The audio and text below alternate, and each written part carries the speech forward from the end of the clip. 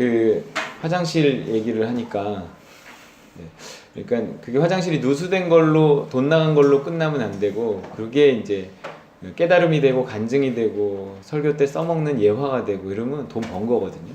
그래서 네. 근데 보면 화장실이라는 게 뭔가를 이렇게 해소하는 곳이고 회개하는 곳이고 삶은 어차피 찌꺼기들이 나오게 돼 있어요. 그 찌꺼기들을 해결하는 곳, 회개하는 곳이잖아요. 그러니까 뭔가 우리 삶에 그 회개라는 시스템이 잘못되면 그죠? 고장나면 하나님과의 관계에 문제가 생기고 삶에 누수가 생겨서 돈도 세지만 시간도 세고 인생도 세고 그렇습니다. 그렇기 때문에 뭔가 자꾸 내가 뭔가가 새는 것 같아. 물질도 새는 것 같고 시간도 새는 것 같고 인생도 새는 것 같고 뭔가 이렇게 자꾸 새는 것 같으면 어디를 점검해야 된다? 화장실을 점검해야 되는 거예요. 네. 회개 시스템을 점검해야 돼. 회개 시스템. 그래서 회개하라 천국이 가까이 왔네. 화장실 점검해라 누수되지 않을 거다 그 얘기예요. 그래서 네, 잘하셨습니다. 잘 찾아내셨습니다. 네. 할렐루야. 네. 오늘 제목이 결국 다 잘 될 거다. 자, 옆 사람에게 결국 다 잘 될 겁니다. 결국 다 잘 될 겁니다. 할렐루야. 네. 네. 결국 다 잘 될 거다. 맞아요. 네, 우리 네 글자로 된 한자 수거가 아까 누가 말씀하셨는데 해피 엔딩 그렇죠? 왠지 한자 수거 같아요. 느낌이 그렇습니다. 다 잘 될 거다. 좋은 말이에요. 참 좋은 말이에요. 근데 이렇게 말하면서 왠지 좀 한쪽은 허전해. 그게 뭐냐면 뭔가 이렇게 진짜 잘 될 거야 뭐 이런 말이라기보다 그냥 이렇게 덕담 같은 거죠. 그러면서 이렇게 잘 되길 바래 뭐 이런 얘기지 너 정말 잘 될 거야? 예언이야? 뭐 이런 뜻으로 하는 말은 아니란 말이에요. 그런데 이거를 조금 힘줘서 마치 예언하듯이 힘줘서 말하면 이런 느낌이 돼요. 넌 분명히 잘 돼. 눈을 딱 보면서 넌 분명히 잘 될 거야. 뭐 이런 식으로 좀 강하게 얘기하면 이게 상대가 아 고마워 이런다기보다 약간 희망 고문 같은 느낌이 드는 거예요. 여러분 희망 고문 들어보셨나요? 네. 그 네이버 오픈 사전에 보면 이렇게 나와 있어요. 안 될 것을 알면서도 될 것 같다는 희망을 주어서 상대를 고통스럽게 하는 것. 이렇게 나와 있어요. 네. 그냥 다음엔 꼭 붙을 거야. 힘내서 다시 시작해보자. 이러면 뭐 덕담이고 위로고 그런데 다음엔 꼭 붙게 돼 있어. 진짜야. 다시 한번 해봐. 이러면 이게 고문이 될 수 있다는 거야. 아니 난 별로 자신 없는데 저 사람이 또 저렇게 말하니까 근데 자기가 어떻게 알아 뭐 미래인데 뭐 어떻게 될 줄 알고 그런데 저렇게 말하는 걸 들으니까 왠지 또 내가 될 것 같기도 하고 이러니까 자꾸 포기하지 못하고 또 하고 막 이렇게 되는 거예요. 미래에 대한 어떤 근거 없는 장담은 상대에게 거짓된 희망을 품게 해서 결국 고통받게 할 수 있다는 겁니다. 그게 희망 고문이라는 거예요. 그래서 희망 고문이라는 단어를 네이버에 검색해보면 그 밑에 연관 검색어가 딱 하나 떠요. 이겁니다. 뭐예요? 취업 포기. 연관 검색어예요. 취업 포기. 그래서 신문기사 제목도 이런 게 있어요. 취준생들의 고백. 취업은 희망 고문, 차라리 취업 포기. 이러죠. 그 지금 시대의 취업이라는 것이 안 되는 것도 아니에요. 물론 주변에서 취준생들 많이 보잖아요. 안 되는 것도 아니지만 되는 것도 아닌 너무 이렇게 바늘구멍이니까 차라리 헛된 희망을 포기하는 게 마음 편하겠다. 이러고 포기한답니다. 우리나라도 그렇지만 일본에는 이런 게 굉장히 심하다고. 그런 식으로 취업도 결혼도 자녀도 포기하는 거죠. 괜히 희망을 갖지만 그 희망이 이루어질 것 같지 않으니까. 근데 사람들은 자꾸 그 희망에 대해서 물어보니까 차라리 내가 그 희망을 갖지 않기로 하는 게 마음이 편하다는 거예요. 고문을 받느니 포기하자. 이런 거죠. 안타까운 겁니다. 자, 그렇다고 이런 현실을 내가 너무 잘 알아. 그래서 현실적인 조언을 한답시고 결국 안 될 거야. 현실을 직시하고 빨리 포기해. 뭐 이렇게 말해줄 수도 없잖아요. 요즘에는요, 된다고 해도 욕먹고 안 된다고 해도 욕먹습니다. 아프니까 젊음이다 이랬더니 뭐라 그래요? 아니, 아프면 환자지 왜 젊음이야 이런다고요. 예전에는요, 교회에서도요, 다 잘 될 거야 이러면 아멘 하고 실제로 잘 됐어요. 왜냐하면 그땐 정말 잘 되던 시절이었거든요. 돈도 벌고 취업도 되고 결혼도 하고 애도 잘 낳았어요. 시절이 그랬든 복받아 그랬든 어쨌든 잘 될 거라는 희망의 메시지가 교회 안에서 통하던 시절이 있었습니다. 하지만 지금은 그냥 희망 고문이에요. 교회 가면 잘 될 거라는 말을 듣고 희망을 갖는데 나와보면 잘 안 되고 안 풀려요. 시대가 그래요. 그러니까 별로 그 말이 이제는 듣고 싶지도 않다 이런 사람들도 있더라고요. 결국 헛된 희망을 가지다가 나중엔 희망만 포기하는 게 아니라 막 신앙도 포기하더라고요. 무조건적인 희망은 문제가 있습니다. 이 되고 안 되고를 확신 있게 말한다는 건 결국 이렇게 예언적인 성격을 가지는 거예요. 미래를 예견하는 건데 이건 미래에 갔다 와본 사람만이 할 수 있습니다. 그렇잖아요. 누가 타임머신을 타고 미래를 갔다 왔어요? 그게 누구예요? 그게 누구예요? 우리들이에요. 우리들. 여러분 그거 아세요? 우리들이에요. 우리는 된다 안 된다를 말할 수 있어요. 네, 정말 그렇습니다. 우리가 속해 있는 하나님의 나라는 아시죠? 이 세상 나라와 하나님의 나라가 겹쳐 있죠. 우리는 세상 나라에도 속해 있지만 하나님 나라에도 분명히 속해 있다 그랬어요. 그 하나님의 나라는요, 이 땅은 시간의 지배를 받지만 하나님의 나라는 시간의 지배를 받지를 않아요. 시간을 초월해 있단 말이에요. 우리가 날마다 나를 십자가에 못 박고 그리스도와 함께 들어가는 그 하나님의 나라에서는 어떤 현재와 미래의 구분이 없습니다. 히브리어도 그래요. 히브리어도 참 희한하게 현재형과 미래형의 구분이 없어요. 문맥을 따라 해석하게 되어 있습니다. 그렇기 때문에 그 나라에 속해 있으면 미래가 느껴져요. 그거 아세요? 내가 충만해서 하나님 나라에 속해 있으면 미래가 보여요. 느껴져요. 땅에서는 아직이지만 그것이 내가 하나님 나라에 속하는 순간 이미가 된다는 거예요. 뜻이 하늘에서 이미 이루어진 것 같이 땅에서도 이루어지다. 내가 하나님의 나라에 속하면 이미 이루어진 그것이 보인단 말이에요. 그러니까 세상 나라에 속한 사람들이 알지 못하고 보지 못하는 것까지 알게 되고 보게 된다는 거죠. 그걸 바로 믿음이라고 하는 거예요. 믿음. 우리가 어떤 일에 믿음을 갖는다는 것은요, 미래에 대한 확신을 갖는다는 거예요. 천국에 대한 믿음을 가진다는 게 뭐예요? 천국이 있음을 어떻게 알아요? 뭐 미래의 일이고 내세의 일이에요, 그것도. 근데 어떻게 난 천국 갈 거라고 말해요? 천국에 대한 믿음이 있다고 말하는 사람이 나의 오늘 현재 이 땅의 삶을 살면서 어떤 일에 대해서 그 일에 대해서 믿음이 있다라고 말을 못한다는 거는 사실 말이 안 되는 거예요. 천국에 대해 믿음이 있다는 건 미래에 대해 보이지 않는 것에 대한 어떤 믿음을 가질 수 있다는 것인데, 그것은 다시 말하면 내가 이 땅에서 살면서 시간상으로 앞으로 일어나지 않은 일에 대해서도 확신을 갖고 믿음을 가질 수 있다는 얘기거든요. 사실은 그게 그리스도인의 삶이고요. 예수님이 딱 그렇게 사셨어요. 예수님의 언행을 보면 조금 이상해요.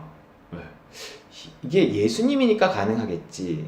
그냥 이런 생각을 하고 마는데, 아니, 그게 하나님 나라에 속한 사람이 갖는 어떤 그런 언행이에요. 그게 마치 이루어진 것처럼, 다 아는 것처럼, 마치 본 것처럼, 미래를 갔다 온 것처럼 이렇게 한단 말이에요. 이게 세뇌에 의한 자기 확신은 아닙니다. 천국에 대한 확신, 우리 미래에 대한 확신.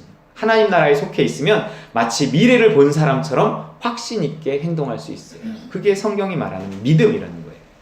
바라는 바, 어떤 희망하는 바를 마치 이미 이루어진 일처럼 여길 수 있게 만드는 것이 믿음이라는 거죠. 천국 뭐 갈 수도 있고 안 갈 수도 있지, 내가 어떻게 사느냐에 따라 달라, 이렇게 말하지 않는단 말이에요. 우리는 나는 천국에 가, 미래의 일에 대해서 이렇게 확신 있게 말하는 것의 근거가 뭐냐? 오늘 믿음이라는 거예요. 그래서 히브리서 11장 1절에서도 뭐라 그래요? 믿음을 뭐라고 정의해요? 믿음은 바라는 것들의 실상이다. 그런다고요. 믿음으로 하는 일이라면 믿음으로 어떤 일을 할 때 그것이 될까 안 될까를 고민하고 두려워하면서 하는 게 아니라 이미 된 걸로 여기고 하라는 거예요. 여긴다라고 그러죠. 여긴다. 이러기 좀 많이 여긴다라는 게 되게 중요하다고 그랬어요. 믿음을 실상으로 여기라는 거예요. 믿음이 오면 그것이 이미 이루어진 것으로 여기고 그 일들을 할 때 그 일이 이루어져요. 예. 그게 어떤 믿음의 세계고 하나님 나라의 세계예요. 뜻이 하늘에서 이루어진 것 같이 땅에서도 이루어지게 하는 그 방법은 내가 믿음을 가지고 그렇게 여기고 나아갈 때 믿음이 이루어지는 거예요. 이 말은 다른 말로 하면 이런 얘기도 돼요. 믿음 없는 일에 애쓰지 말라는 뜻이기도 하는 거예요. 여러분, 우리 괜히 믿음 없는 일에 애쓸 필요 없어요. 우리가 믿음 오는 일이 있으면 딱 붙잡고 달려가는 거지, 믿음도 오지 않는 일에 대해서 우리가 이것저것 다 해야 될 것 같아서 붙잡고 가는 건 아니란 말이에요. 안 이루어질 거예요. 안 이루어져. 헛수고예요. 그럼 하나님이 주신 믿음이 없는데 우리가 애쓸 때가 있어. 왜 애쓸까요? 욕심 때문에 애쓰거나 뭐 체면 때문에 애쓰거나 그런다는 거예요.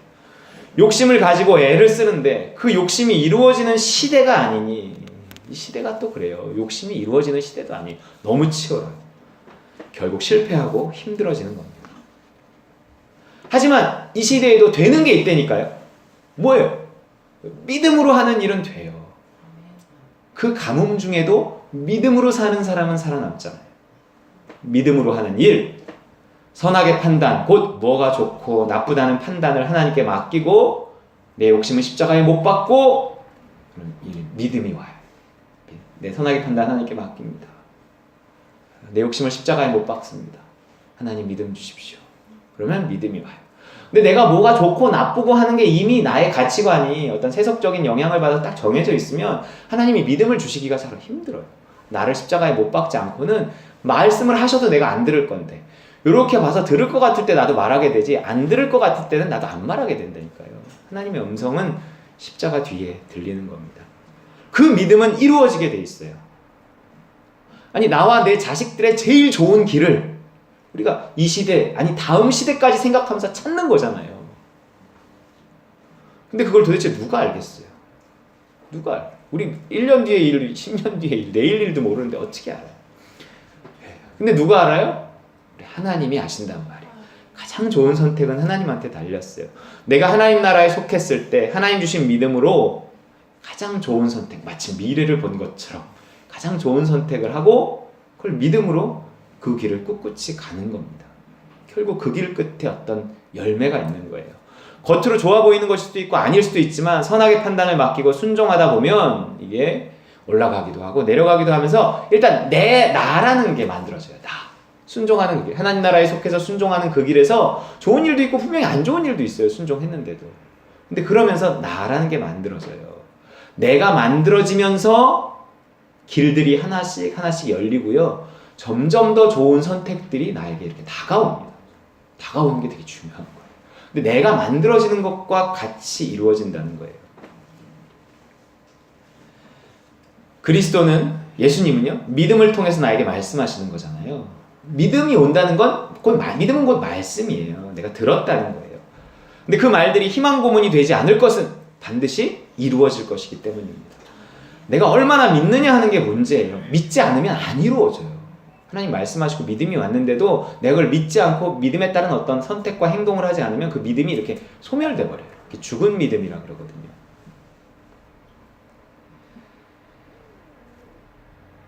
그렇기 때문에 하루를 살면서도 그리스도는 나에게 끝없이 이렇게 믿음을 주시면서 희망을 갖게 하셔요. 그리고 그 희망은 반드시 이루어지는 겁니다. 내가 아멘으로 붙드는 한.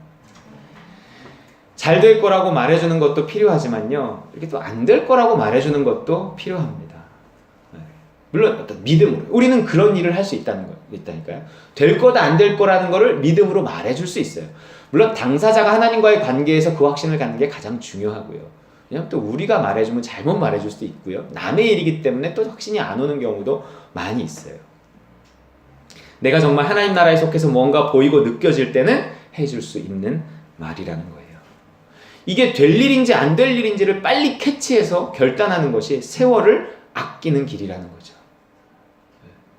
내가 이거 투자한 게 있다 이렇게 생각하고 계속 놓지 못하고 질질 끌다가 나중에 정말 다 이렇게 안 되는 경우도 있거든요.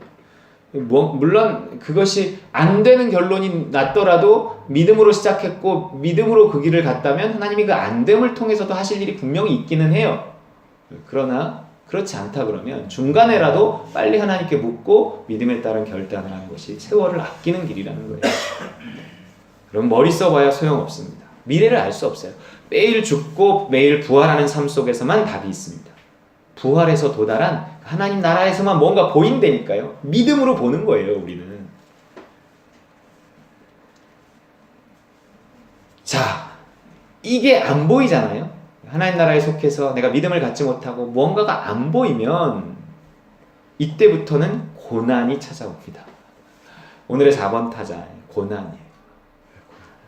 오늘의 4번 타자 등판했습니다. 그랬더니 집사람이 등판이 뭐냐고. 근데 야구를 볼 때 이렇게 나오지 않나요? 야구 용어로 등판했다 그래서. 그렇죠, 예. 야구를 안 보는 사람이 낯설다 그래서 제가 빼겠습니다. 그래서 빼겠습니다. 오늘의 4번 타자 고난입니다. 고난. 하나님 나라에 속하지 못하면 속해도 그곳에 계신 하나님께 가까이 가지 못하면 그분의 음성이 가까이 가야 잘 들리는데 뭔가 하나님께 가까이 가는 삶이 아니면 잘 안 들려요. 그러면 어떤 일에 확신을 가질 수 없습니다. 그럼 문제가 생기고 고난이 와요. 확신 없는 삶이라는 게 얼마나 힘든 줄 아세요? 자기가 하는 일, 그런 잘못된 확신도 문제지만 확신이 없는 것도 문제예요. 자기가 하는 일, 가는 길에 대한 확신이 없다는 건 그 길에서 희망을 갖지 못한다는 거예요. 이 직장에 계속 다니는 게 맞을까? 확신이 없잖아요. 그러면 어떤 희망도 없어요. 이 공부를 계속하는 게 맞나? 잡지도 놓지도 못하면서 이게 수년째, 몇 년이 걸려도 반드시 붙는다는 믿음이 있으면 그거를 희망 삼아서 고! 할 텐데 믿음이 없는 겁니다. 이 사람하고 계속 사는 게 맞나? 또 변화에 대한 희망이 보이지 않으니까. 어떻게든 끝까지 같이 가는 게 맞다. 그것이 좋은 것이다 라는 믿음이 있으면 힘들어도 견딜 텐데 뭔가 이 믿음이 없으니까 희망도 없고 힘든 겁니다. 우리 애들도 마찬가지예요. 특별한 길을 걷고 있잖아요. 믿음으로 했는데 이게 내가 하나님 나라에 속해서 믿음의 눈으로 아이들을 바라보면 이렇게 마음에 담대함이 생기고 희망이 생기는데 이게 조금 은혜가 떨어지잖아요. 그럼 금방 두려움이 와요. 내가 쟤네들을 괜히 학교 그만두게 했나? 괜히 특별한 길을 가게 한 건가? 잘못되면 어떡하지? 슬금슬금 스며들어요. 그럼 내가 지금 문제가 있구나. 그리고 이제 회개하고 하나님 내가 다시 믿음을 붙잡게 하옵소서. 처음 믿음을 내가 다시 확신하게 갖게 하옵소서. 이게 싸움이에요. 믿음의 싸움이에요. 삶이란 게. 우리의 싸움은요 결국 믿음의 싸움이에요. 믿음이 주는 희망이 있으면 견딜 수 있습니다. 고난이 와도 크게 고난으로 느껴지지 않아요. 견딜만 합니다. 가끔은요 고난 중에 즐겁기까지 하다니까요. 중요한 건 나에게 어떤 일이 일어났느냐가 아니라 내가 그 사건을 해석할 수 있는 능력이 있느냐, 무슨 일이든 그 일을 좋은 일로 볼 수 있는 어떤 상태에 있느냐 하는 거예요. 아니 뭐 좋은 일은 좋은 일이고 나쁜 일은 나쁜 일이지 이러면 그는 일반인이에요. 일반인. 아니면 일반 그리스도인이에요. 우리 영적인 그리스도인은 또 성숙한 그리스도인은 어떤 일이든 받아들이고 소화해내서 감사할 줄 아는 사람입니다. 그러니까 우리 신민기 형제님 감사를 얘기했는데 맞아요. 그게 하나님과의 관계가 그렇게 만든다는 거예요. 믿음의 깊이, 신뢰의 깊이가 깊을 때 그렇게 되는 겁니다. 기본적인 신뢰가 있으니까 하나님을 향한 기본적인 신뢰가 있으니까 그 하나님이 내 인생을 주관한다는 걸 믿으니까 개별적인 사건들은 다 믿고 받아들이는 거예요. 기억하시죠? 우리 따라해볼까요? 나쁜 풍랑은 없다. 나쁜 풍랑은 없다. 결국 다 잘 될 거다. 따라해볼게요. 결국 다 잘 될 거다. 결국 다 잘 될 거다. 뭔가 우리가 뭐 서운해한다, 또 누굴 미워한다 하는 거는 거기에 이미 이렇게 선악의 판단이 들어있는 거예요. 내가 이미 어떤 그 사람과 그 사건을 판단해 버린 거죠. 근데 하나님 나라에 속해서 한 판단이 아니니까 뭔가 서운하고 밉고 그런 거죠. 이러면 고난이 시작되는 거예요. 내가 하나님과 좋은 관계에 있으면 상대가 어찌하든 때문을 덕분으로 바꿀 수 있거든요. 좋고 나쁨을 하나님의 관점에서 볼 수 있게 돼요. 나쁜 일이란 없디니까요. 우리에게 합력해서 선을 이루시는 하나님만 있을 뿐입니다. 롬팔이팔. 이제는 아시죠? 고난을 만나면 고난을 죽여야 돼요. 고난이라고 말하는 자체가 이미 그 사건에 대한 판단이 들어가 있는 것이거든요. 그렇잖아요. 내가 그걸 고난으로 이미 판단하는 거예요. 그거는 고난이야 이러고 세상적인 판단이 들어있는 겁니다. 그래서 고난을 해결해 달라고 기도할 게 아니라 판단을 바꿔달라고 기도해야 돼요. 아니 내가 무슨 기도를 하든지요, 그 기도를 통해서 나는 하나님께 가까이 그 기도를 그걸 해결해 달라고 하건 뭐하건 기도의 응답은 뭘로 나타나냐면 평안으로 나타난다니까요. 기도해서 내가 하나님께 가까이 다가가면 문제가 문제로 보이지 않고 문제의 크기가 줄어드는 거예요. 줄어들다가 뿅 하고 사라지는 게 문제예요. 기도를 해도 어떤 이런 평안이 없으면 그 잘못된 기도입니다. 기도를 잘못하고 있는 거예요. 기도를 했는데 그 문제가 해결이 안 돼. 그렇다고 그건 잘못된 기도는 아닌 거예요. 이건 때가 안 된 것일 수 있거든요. 근데 기도를 했는데도 마음이 여전히 불안해, 똑같아. 이건 잘못된 기도예요. 정말. 판단이 달라지고 해석이 달라지면 고난은 사라져요. 내적으로도 사라지지만 일단 고난은 내적으로 사라지게 해야 돼요. 그걸 더 이상 고난이 되지 않게 만들어야 돼요. 그러면 결국 조금만 기다리잖아요. 그러면 외적으로도 그 고난의 문제가 해결된다는 거예요. 지금껏 한 얘기가 무슨 얘기예요? 욥기의 이야기예요. 욥기의 이야기. 욥기는 세계 문학의 걸작 중의 걸작으로 평가되고 있고요. 많은 어떤 문학 작품의 모티브를 제공했습니다. 욥기가 이처럼 유명한 이유는 잘 써져서이기도 하지만 하나님이 쓰셨으니 하지만 고난을 주제로 하고 있기 때문에 그런 거예요. 여러분 세상에 고난이 적다면 욥기가 이만큼 유명해졌을까요? 아니에요. 고난이 너무 많으니까 욥기를 통해 사람들이 희망을 갖고 위로를 얻는 거예요. 이 세상은요 고난으로 가득합니다. 욥기는 우리에게 고난을 없애는 법을 가르쳐주는 게 아니라 고난을 해석하는 법을 가르쳐주는 거예요. 고난은 해석될 때 사라지니까. 하지만 이 해석은 어떤 이론의 문제가 아니라 관계의 문제라는 거예요. 관계의 문제. 고난은 결국 이거야. 아무리 말해줘도요 별로 위로가 안 해. 그러고 말지 큰 위로가 안 돼요. 그 사람이 정말 그 말씀을 조금이라도 믿음으로 받아들이고 그 믿음을 붙잡고 당사자가 기도해야 돼요. 옆에서 기도해줘야 돼요. 그래서 그 사람과 하나님과의 관계가 조금이라도 회복되면서 문제의 실마리는 풀려가기 시작하는 겁니다. 하나님과 가까워지는 것만이 고난을 해석할 방법이다. 하나님 나라에 속하는 것만이 고난을 넘어서는 유일한 길이다. 타락한 세상에서 산다는 것은요 끝없는 어떤 고난의 가능성 속에서 사는 겁니다. 여러분 세상의 모든 고난을 다 피해갈 수 있을까요? 없어요. 아니 있어요. 세상에 속해 있지 않으면 되는 겁니다. 여러분 하나님 나라에 속해 있으면 돼요. 그곳에서 당하는 고난은 고난이 아니니까. 그곳에서는 어떤 일이 일어나건 합력해서 선을 이루신다는 믿음이 있으니까 다 좋은 일로 보이는 겁니다. 자, 그래서 욥이 고난을 어떻게 넘어서요? 고난을 어떻게 넘어서요? 어떤 것이 고난으로 느껴지면 그 고난을 없애야 돼요. 고난으로 느껴지지 않게 발버둥쳐 기도해야 됩니다. 욥기 1장 20절 22절 읽어보겠습니다. 시작. 욥이 일어나 겉옷을 찢고 머리털을 밀고 땅에 엎드려 예배하며 이르되 내가 모태에서 알몸으로 나왔사온즉 또한 알몸이 그리로 돌아가올지라. 주신 이도 여호와시도 거두신 이도 여호와시오니 여호와의 이름이 찬송을 받으실지니이다 하고 이 모든 일에 욥이 범죄하지 아니하고 하나님을 향하여 원망하지 아니하니라. 아멘. 그랬어요. 자기가 가진 재산이 한날에 다 날아가 버렸다고요. 일생 일궈놨던 그 사업이 하루아침에 망해버렸다고요. 부도 났다고요. 그리고 나서 하는 말이에요. 그가 그 고난 앞에서 어떻게 했어요? 그 고난 앞에서 그 고난 자체를 고난으로 느껴지지 않게 하기 위해 엎드려 예배하고 엎드려 기도하며 원망을 결국 뭐로 바꿔냈어요? 찬송을 받으실지니이다. 이랬다고요. 다시 재산이 생겼을 때, 사업이 다시 일어났을 때 찬송을 받으실지니이다. 그러지 않았단 말이에요. 그 이전에 이미 그 문제 앞에서 그 문제를 문제로 보지 않기 위해, 고난을 고난으로 보지 않기 위해 발버둥쳐 하나님을 다시 붙잡을 때 원망은 찬송으로 바뀐다는 거죠. 딱 써 있잖아요. 원망하지 않고 찬송했다는 거예요.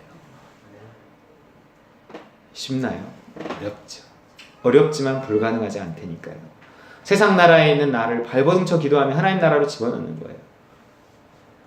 고난이라는 게 세상 나라를 확 잡아당기거든요. 그럼 잠깐은 내려올 수 있지만 거기서 계속 있으면 안 돼요. 그 원망이 계속되게 해서는 안 돼요. 저를 포함해서 우리 대부분은 이 1단계도 잘 넘어서지 못합니다. 돈이거든요. 돈 문제거든요. 대부분 돈을 통해 내 수준이 드러나고 그냥 거기 멈춰버려요. 하나님을 원망하고 사람을 원망합니다. 하지만 그는 예배하고 기도하며 원망을 넘어서고 고난을 해석해요. 어떻게 해석할까요? 욥기 2장 9절에서 10절 읽어볼게요. 시작. 그의 아내가 그에게 이르되 당신이 그래도 자기의 온전함을 굳게 지키느냐 하나님을 욕하고 죽으라. 그가 이르되 그대의 말이 한 어리석은 여자의 말 같도다. 우리가 하나님께 복을 받았은즉 화도 받지 아니하겠느냐 하고 이 모든 일에 욥이 입술로 범죄하지 아니하니라. 아멘. 고난을 해석할 수 있는 능력이 있는 거예요. 우리가 하나님께 복도 받았으면 화도 받지 않겠느냐. 어떻게든 고난을 해석하고 원망을 넘어섭니다. 그 고난이 나쁜 것이라고 쉽게 말하지 않는 거예요. 하지만 그도요, 결국 오랜 고난 속에 지쳐가고요, 하나님을 향해서 슬금슬금 원망이 올라오기 시작해요. 그 무렵에 하나님은 자신을 나타내셔서 욥에게 말씀하기 시작하세요. 그리고 그 하나님을 통해 욥이 다시 신앙을 회복하죠. 그리고 이렇게 고백합니다. 이 고백이 무슨 문제가 회복되고 나서의 고백이 아니란 말이에요. 읽어볼게요. 시작. 내가 주께 대하여 귀로 듣기만 하였사오나 이제는 눈으로 주를 배웁나이다. 그러므로 내가 스스로 거두어드리고 티끌과 재 가운데서 회개하나이다. 네. 여러분, 성경에 나온 사람들의 이야기가 다 마찬가지예요. 우리 하박국 선지자가 어떻게 했어요? 하나님을 향해 원망하고 불평했어요. 왜 현실이 이럽니까? 그러나 하나님이 그와 만나주시고 하나님의 음성을 듣고 뭔가 그가 회복되고 다시 하나님 나라에 속하니까 현실은 그대로 있었는데 원망이 찬송으로 바뀌었어요. 무화과 나무 잎이 마르고, 그게 여기 나오잖아요. 포도 열매가 없으며 감람나무 열매 그치고 우리의 양떼가 없고 외양간 송아지 없고, 그래도 난 여호와로 인해서 즐거워하리. 난 구원의 하나님으로 인해 기뻐하리로다. 그런 고난 속에서 고난을 넘어서기 위해 발버둥칠 때 자아가 강해지지 않고, 고난 속에서 스스로 견디면 자아가 강해지거든요. 믿음이 강해지기 위해 기도하며 애쓸 때 그 결론이 뭐냐는 거예요. 결론이. 그 결론. 우리가 고난 속에서 발버둥쳐 하나님을 붙잡을 때 그 고난이 결론이 뭐냐면 귀로 듣던 하나님, 눈으로 보게 된다는 거예요. 그게 상징적인 이야기잖아요. 하나님과 더 가까워진다는 거예요. 우리의 고난이 있는 이유는 뭐냐면 우리의 상태를 드러내고 하나님께 매달려서 하나님과 더 가까워지게 하려는 유일한 그 목적 하나예요. 귀로 듣던 하나님을 눈으로 봅니다. 하나님께 가까이 다가서고 그분의 사랑을 받아요. 고난을 통해 하나님 나라에 더 깊이 들어가게 되는 거예요. 그 속에서 그가 당한 고난은 더 이상 나쁜 일로 여겨지지 않고 좋은 일로 여겨져요. 원망은 감사로, 두려움은 평안으로, 괴로움은 기쁨으로 바뀌는 겁니다. 여러분, 지금 어떤 일로 고민하시나요? 어떤 일이 나한테 이렇게 힘듦이 되고 눌림이 되나요? 여러분, 그게 눌림에서 벗어날 때까지 그 일이 해결돼야 해결되는 거야 라고 말하지 않고, 하나님, 내가 지금 이 눌림에서 해방될 수 있게 도와주옵소서 하고 기도해서 그 눌림에서 넘어서지 않으면 그 눌리는 그 일이 잘 해결되지도 않아요. 하나님이 우리에게 요구하는 게 있는데요. 그 일이 있는 이유가 있는데요. 고난 때문이 아니라 고난 덕분에 하나님 나라가 임하는 거죠. 그러면서 그는 더욱 그렇게 하나님과 가까워지잖아요. 아까도 얘기했지만 그게 거룩한 사람이 됩니다. 하나님과 가까워진다는 증거가 뭘로 나타나냐면 회개로 나타나요. 욥이 갑자기 회개해요. 욥기 42장 5, 6절 읽어볼게요. 시작. 내가 주께 대하여 귀로 듣기만 하였사오나 이제는 눈으로 주를 배움나이다. 그러므로 내가 스스로 거두어드리고 티끌과 제 가운데서 회개하나이다. 아멘. 뭔가 회개할 것 없는 사람에게서 회개가 나온다는 것은 그가 한 번 더 자라났다는 이야기. 이것만 해도 축복인데 이처럼 고난의 내면적인 문제가 해결될 때 고난의 외적인 문제도 해결된다는 걸 보여주고 있어요. 그게 욥기의 최종 결론입니다. 욥기 42장 12절 17절이에요. 욥기가 어떻게 끝나나 보세요. 그 고난의 끝이 뭔지 보세요. 해피엔딩이란 말이에요. 다 잘 될 거야. 이 말이 틀리지 않다니까요. 읽어보겠습니다. 시작. 여호와께서 욥의 말년에 욥에게 처음보다 더 복을 아멘. 그가 양 14,000과 낙타 6,000과 소 1,000결이와 암낙이 1,000을 두었고 또 아들 7과 딸 3을 두었으며 그가 첫째 딸은 여미마라 이름하였고 둘째 딸은 그시아라 이름하였고 셋째 딸은 게렌합북이라 이름하였으니 모든 땅에서 욥의 딸들처럼 아리따운 여자가 없었더라. 그들의 아버지가 그들에게 그들의 오라버니들처럼 기업을 주었더라. 그 후에 욥이 140년을 살며 아들과 손자 4대를 보았고 욥이 늙어 나이가 차서 죽었더라. 아멘. 이 복을요, 이 땅에서 누리든 아껴뒀다가 저 땅에서 누리든 결국은 이렇게 된다는 겁니다.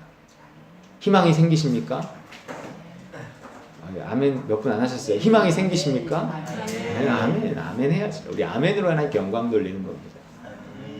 하지만요, 결국 다 잘 되는 이 결론은요, 모두의 것은 아니라는 거예요.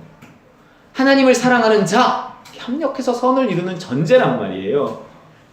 그 사랑을 방해하는, 고난이 그 사랑을 방해하거든요. 고난이 오면 삐지거든요, 사람이. 근데 삐지지 않으려고 발버둥쳐 자기 믿음을 지키고 마음을 지키고 하나님을 붙잡으려고 애쓰고 그 사랑을 지키고 때론 잘 안 풀리지만 때론 뜻대로 잘 안 되지만 원망과 미움을 이겨내고 감사, 찬송하는 자들의 것이라는 겁니다. 다 잘 되는 것, 모두의 것이 될 수 있었으면 좋겠어요. 쉽진 않지만 불가능하지도 않습니다. 고난은 피할 수 없지만 넘어설 수 있어요. 고난을 넘어서는 과정에서 신앙이 자라고 하나님의 나라가 깊어집니다. 고난을 넘어 귀로 듣던 하나님을 이제는 눈으로 보고 몸으로 느끼며 천국의 기쁨을 누리며 살아가는 우리 따름과 누림 식구들 다 되시기를 주님의 이름으로 축원드립니다. 아멘.